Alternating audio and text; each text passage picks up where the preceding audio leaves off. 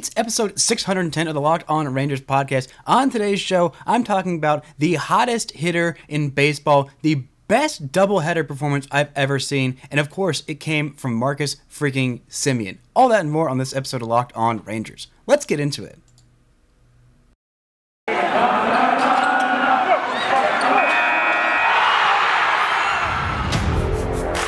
You are Locked On Rangers, your daily Texas Rangers podcast. Part of the Locked On Podcast Network, your team every day.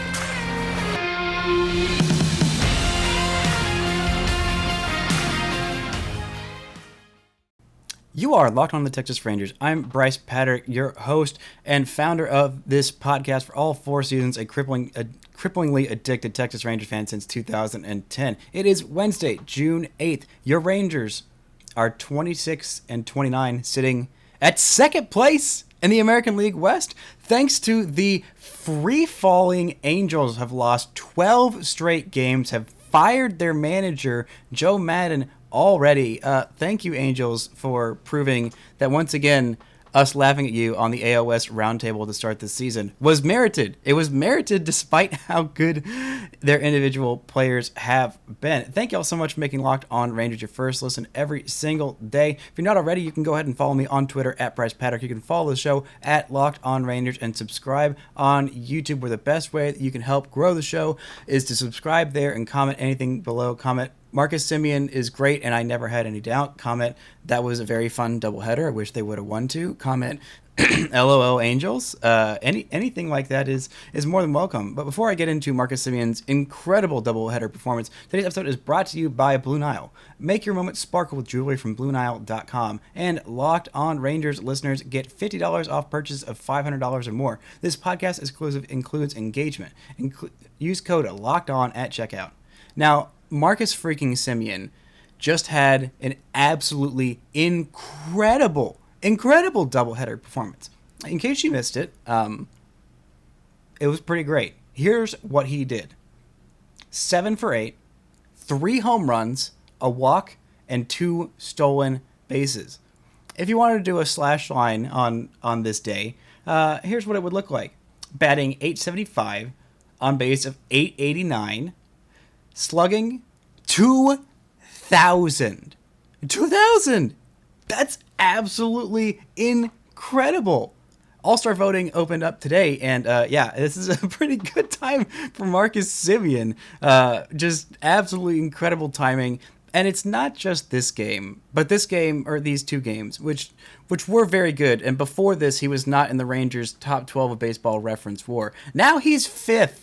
He is 5th.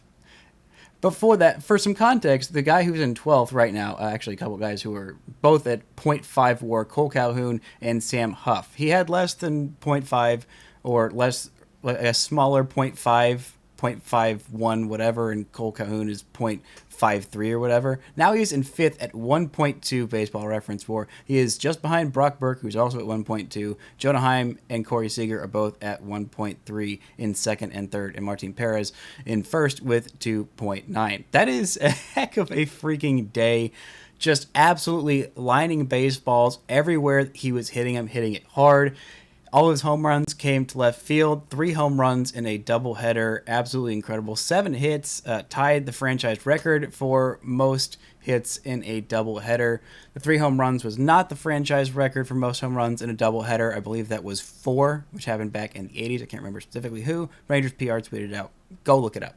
But 3 home runs is the most that any Rangers had in a doubleheader, I believe, since at least 2002, if not this century. Again, mixing up my many different things that the Rangers PR tweeted about how incredible this day was for Marcus Semien. And, it's not just this day, like I said. He has been on a freaking tear for the last 2 weeks. Let's look at the last 7 days if we want some really eye-popping numbers. In the last 7 days, he's got 5 home runs of his 6 on the year, hitting .355, on base .375, slugging .839. For the last week. That's a 12-14 OPS. That's 7 games. Pretty good. 32 plate appearances. You say, okay, well, that's not enough for me. That's not enough. It's a hot week. maybe he'll get back and start slumping again. I don't really believe in Marcus Semien. Which, if you don't believe in Marcus Semien, then you're probably not a really happy fan of the Rangers. If you don't believe in one of the two huge, ginormous star signings that the Rangers brought in, if you wanted to look for ways to tear this guy down, then you're probably not a very happy person. But let's look at the last 14 days. That's 14 games, 66 plate appearances, and in that time, he's got all 6 of his home runs, batting .339, on base of .394, slugging .695. That's an OPS of 1089 over the last 14 days. That's pretty good. If you think if you're seeing that, you're thinking, you know what? That's a nice 2 weeks, but I don't know that he's necessarily fixed. That was a pretty bad month and a half to start the season. And you know what? You're right. That is a bad month and a half to start the season. But let's look at the last 28 days. That's 26 games, 116 plate appearances, 6 home runs, 3 doubles, a triple, slash line of .274, .328, .491. That's an .818 OPS. That's solid. That's really solid. That's before he even started hitting all these home runs, and before he really started turning around. It was really after that day off. He had one bad game against Boston, and then since then, he's been doing fairly well, hitting the ball hard, making hard contact, even though he didn't get his home run for another, week and a half after that run started. He has been on one for the last 28 days, and especially the last 2 weeks, just hitting homer after homer after homer. Huge for the Rangers coming up in this one. He's not the only hot Rangers hitter. Nathaniel Lowe is also red hot in the last 15 games. He's got a slash line of .321, .356, slugging .589. His last 7 games, he's also been red hot, hitting at .296, does not have a walk, but is slugging .630 in his last 7 games. He's got 3 home runs in that span, does not have a walk, has 9 strikeouts. Strikeouts are going a little bit up, but still his season numbers are right around where he's been. The walk rate is down a little bit this season, but he's swinging harder, he's swinging more often. He's got that light tower power when he gets into one. He had a home run in this doubleheader in the second game, absolutely crushed it, knew right off the bat to dead center field with that super high wall in Cleveland that, yeah, this is gone.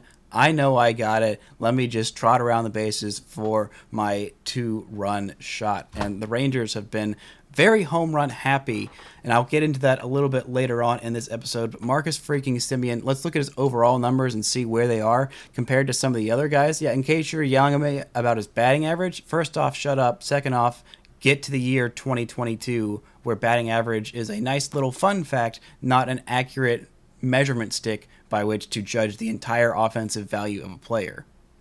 It's not 1902 anymore. We have other numbers. We have good numbers. Even if you don't get that far advanced into the numbers, slash lines, on base, slugging, OPS, just bare minimum. Bare minimum. That's all I'm asking. Also look at the homers. Also look at what he's done lately. Also, get over yourself. He's a really dang good player. But for his overall season right now, his batting average is at .221, on base at .280, slugging at .355. That's a .635 OPS. That's not great, but after how horrendous the first month and a half of the season is, it shows how quickly you can bring those numbers up when you get red hot. I mean, look at what Calhoun did. I mean, don't look at what he's done lately, because he has been in an absolute funk lately. I'll get into that a little bit later, but his numbers were horrendous, even worse than Marcus Semien's for the first month of the season. Then he lit the entire world on fire in the month of May, and those numbers look respectable now, even with a little bit of a slump in these first 8 days, or 7 days of June. He has not been doing great there, but still, one hot month can really make those numbers look like they're supposed to, and he is getting back to being an absolute stud on the baseball field. Coming up, I'll get into a little bit more of these doubleheader games, the starting pitching, what the heck the Rangers were doing, another not great Jon Gray start. But first, I want to tell y'all about Blue Nile. Blue Nile is a great new company, one of our new sponsors. They are the best place to get all of your high-end jewelry. They've got something for every single budget. Even if you don't know what you're doing, these this is a place for you. They've got experts for you on phone, or you can talk to them via chat. Whether you're ready to pop the question or you're celebrating a milestone moment, find jewelry as unique as her with modern convenience of online shopping at BlueNile.com. Make your moment sparkle with jewelry from BlueNile.com, and Locked On Rangers listeners get $50 off purchases of $500 or more. This podcast exclusive includes engagement, so use code Locked On. That's code Locked On. Plus, every order is insured, ships free, and arrives in discreet packaging that won't give away what's inside. Shop stress-free and find your forever piece. Go to BlueNile.com today. Now, thank you all so much for listening. We have an important favor to ask of you. We put together a survey so we can learn more about listeners like you and make your favorite Locked On podcast even better. I know, you're thinking, how can this Locked On Rangers podcast get any better? It's already the best Rangers podcast and, maybe the best podcast ever, but this is how you do it. This is your opportunity to tell us what you like and don't like about Locked On Podcasts. Go to lockedonpodcast.com/survey right now to get started. It won't take very long, and everyone that completes the survey can qualify for a chance to win one of 10 $100 Ticketmaster gift cards. To take our audience survey, go to lockedonpodcast.com/survey. Thanks for your help. So, this was not a great game for Jon Gray. Coming off his best start of the season, the Rangers lost this first half of the doubleheader 3-6. They won the second half 6-3. So, whole flip-flop switcheroo. Jon Gray went 5 innings, allowed 5 runs, walked 4 and struck out 3 and allowed 6 hits. This was not a great performance from him. Really did not love what I saw from him. He wasn't super efficient. 97 pitches, 61 of them were for strikes, but he still walked 4. Don't really know how you do that with throwing that high a percentage of strikes. Not great for him. But Garrett Richards had another solid performance there. Two innings, only 2 hits. Did allow a run that was unearned, but that was because of an error. I believe it was the one by Andy Ibanez, who was up for the doubleheader, and I think he might stick.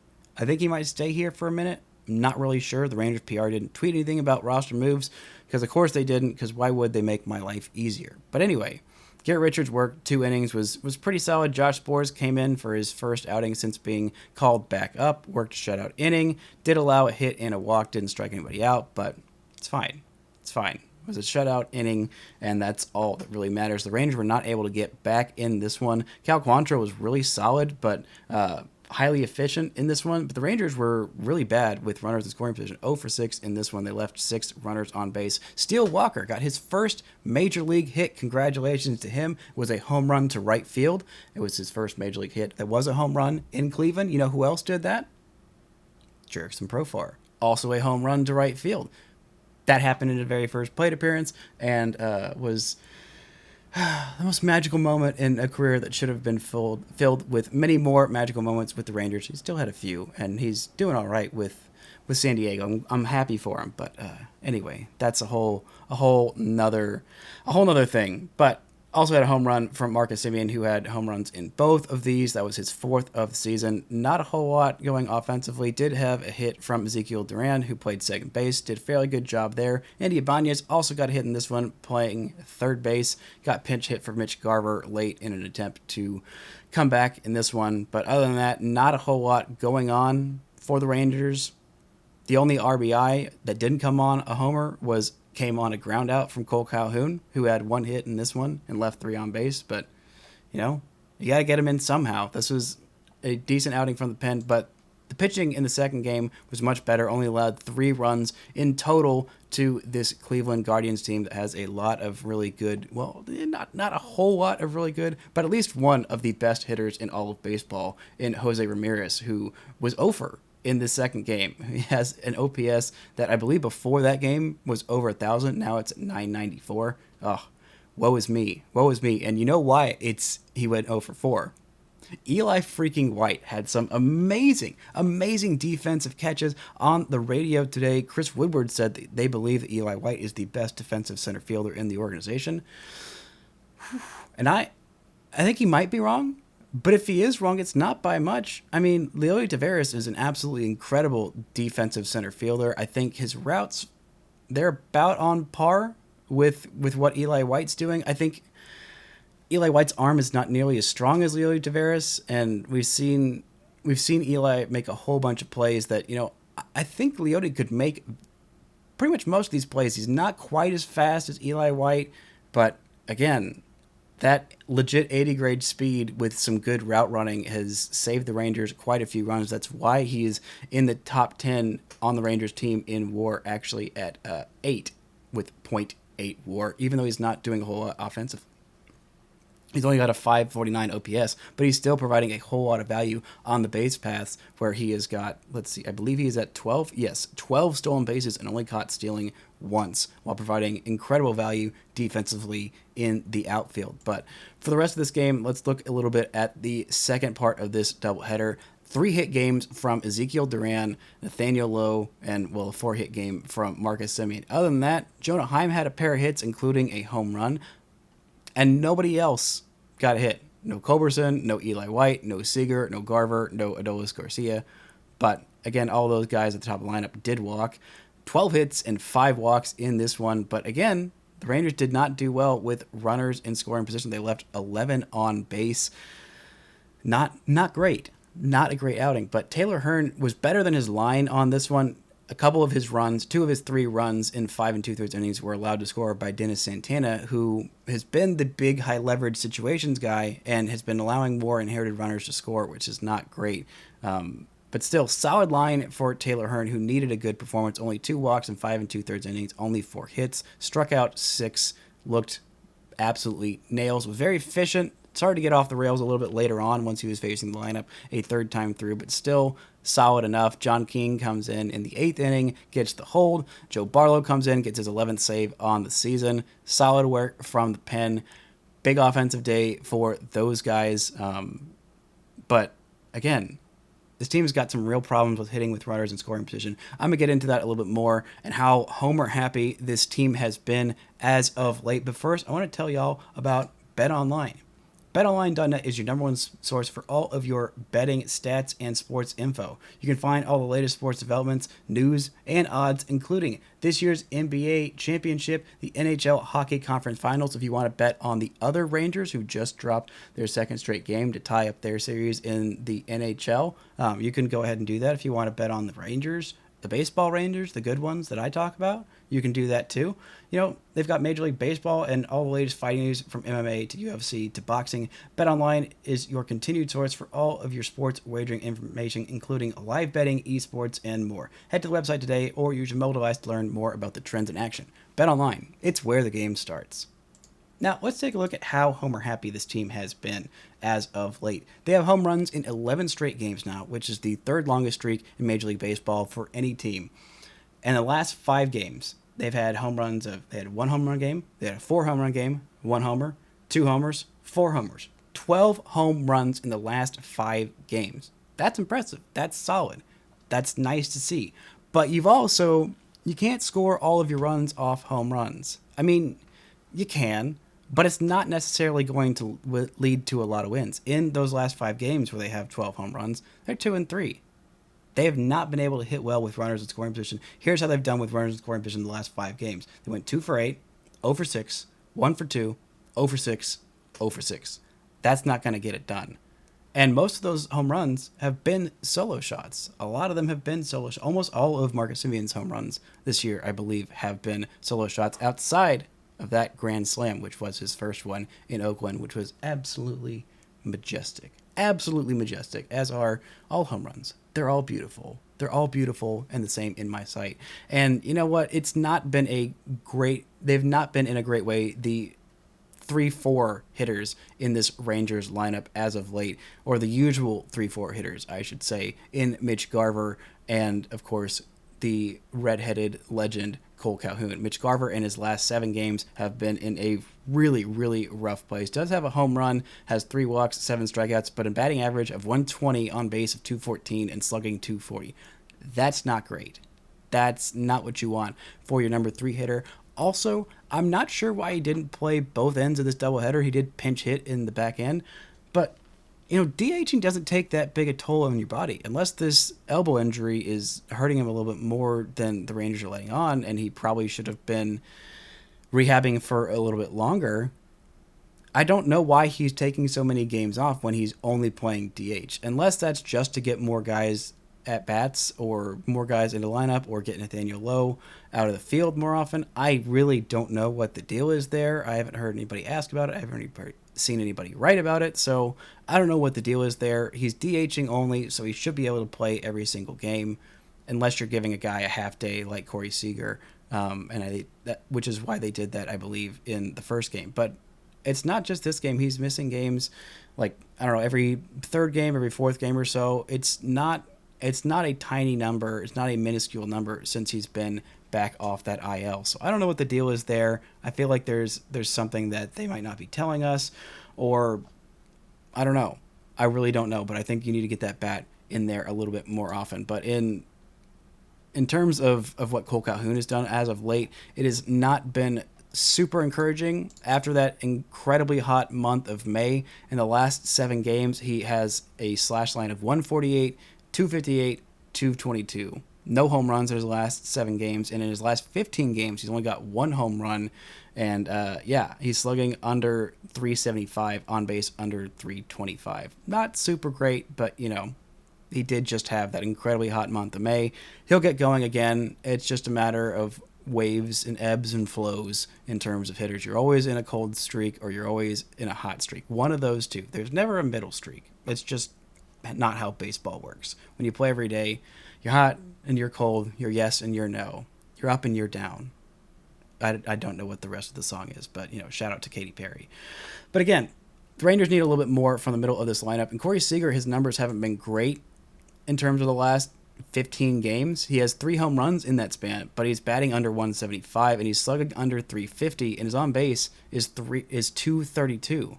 But his advanced numbers still really like what he's doing. He's hitting the ball hard. He's hitting the ball about as hard as you'd expect anybody. His expected slugging is in the top 10% of baseball. His expected WOBA is in the top 15% of baseball. His expected batting average, top 15% of baseball as well. This is a guy who has been hitting the ball hard. It's just been right at guys. He's been getting super unlucky, which is something that he ran into earlier in the season. He had a little bit of a hot streak, then he had a little bit of a cold streak. And he's, again, even when he was at home, the last homestand was not super great for him. The last 30 games, honestly, have not been super great for him. The last 30 games, he's got a batting average of 203, on base of 282, slugging 424. Now, the slugging is fine, but the on base is way too low for how high you expect this guy to have his on base. Normally, you'd expect about the 350 to 360 range, and then you can have that slugging be, in the 500 range. But this has been a rough way for him the last 30 games. I have no doubt that he'll figure it out. He'll be fine. He just needs some time. Needs to figure out whatever little tweak to make the ball go where hitters aren't.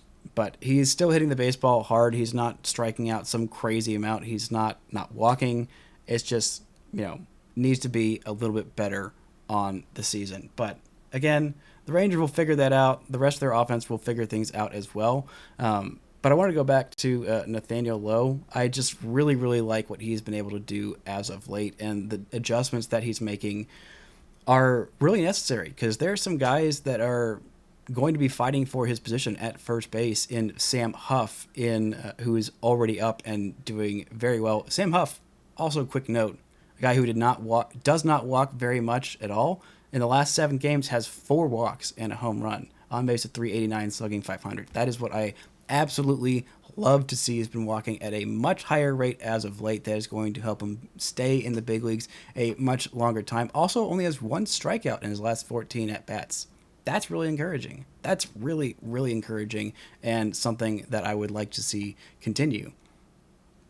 But again, that's a guy who is young, who has a lot of control in terms of his contract and how long he could stay here. But again, Nathaniel Lowe has that as well. Blaine Crim, Dustin Harris, those guys, they're coming for that job. They are gunning for it, and they are not that far away. They have been hitting the crap out of the baseball in Frisco, and I wouldn't be surprised if either of them got called up in the next, couple weeks or so, maybe month, maybe once they hit the first half All-Star break in the Texas League. Those two guys are going to, one of those two guys, if not both of them, are going to get called up because that Frisco team has got a lot of guys that in terms of the hitting side are about ready to be called up. I mean, we saw Zeke Duran get called up, and he might be here to stay as well at third base for quite a while. I talked with Lindsey Crosby about why he thought that he would be fitting at third base a little bit better than at middle infield. And he said, well, mostly it's you sign two guys that are probably long-term second basemen, two big, long contracts. Again, he was talking about Seager and Semien, but he did think that he could play second base pretty well if the Rangers had an opening there, and he looked pretty decent there in his first Major League game in the doubleheader. Looked all right, better in his last game at third base. Not a great start for him defensively. He had an error at his first chance at third at the Major League level, but has made a couple plays that have been pretty decent. He just needs more reps. He has not had a whole lot of reps at third base. I'm a little surprised because normally the transition from shortstop to third base is a much easier one. And when you've also played second base, usually you wouldn't think that third base transition has been hard, but it's different angles. The balls are hit differently. You got to do a little bit of different things. And that takes a smidge of time, and he's kind of learning on the job at the Major League level, but he's doing a decent job of it, and he's doing pretty well offensively in his short sample size to start the season. He's only got 4 games, 16 plate appearances, but he's got an average and on base of 375 and slugging 563. You absolutely love to see that. His only extra base hit has been that home run, but again, that's solid. He's also got 4 strikeouts, which is a 25% strikeout rate, right on the money. No walks.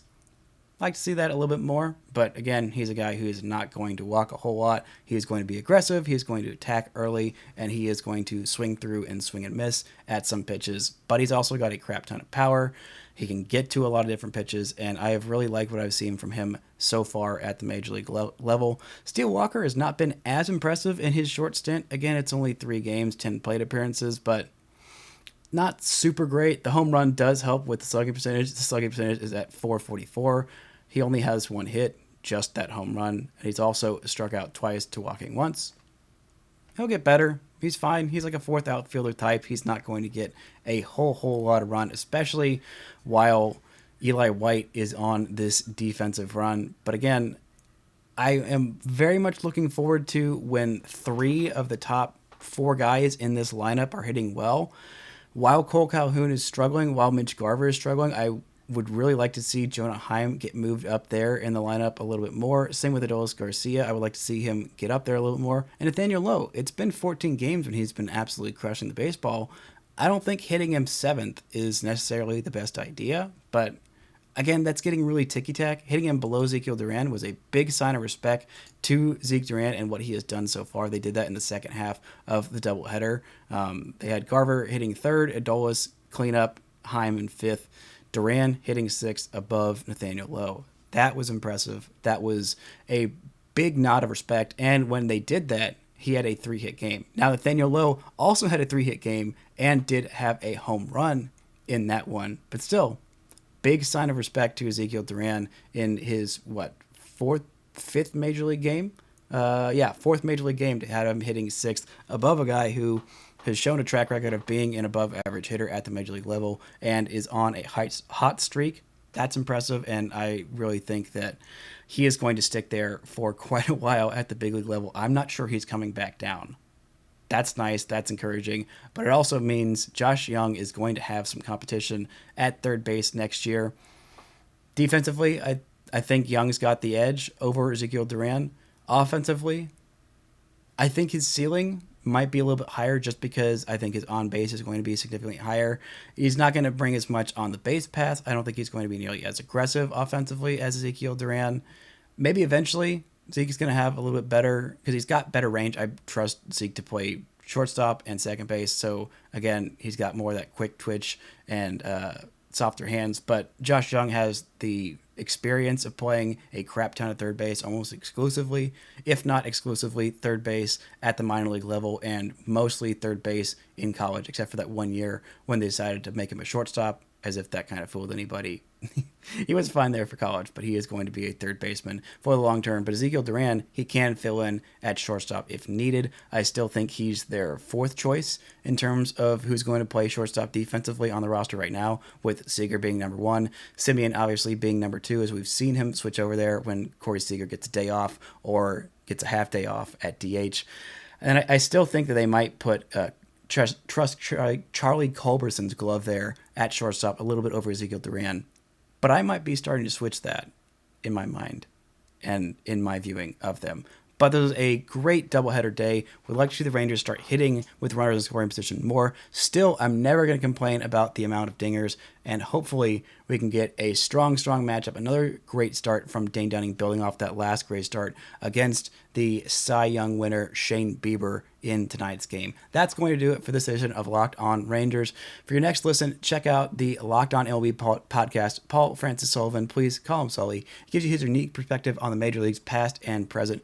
You heard it on yesterday's show. I aired that crossover, in case you're still listening here. That was recorded on Thursday of last week, so it might be a little bit dated, but still some great evergreen stuff on there. Check it out. It's free and available wherever you get your podcasts. Thank you all so much for listening, and until next time, don't forget to enjoy baseball.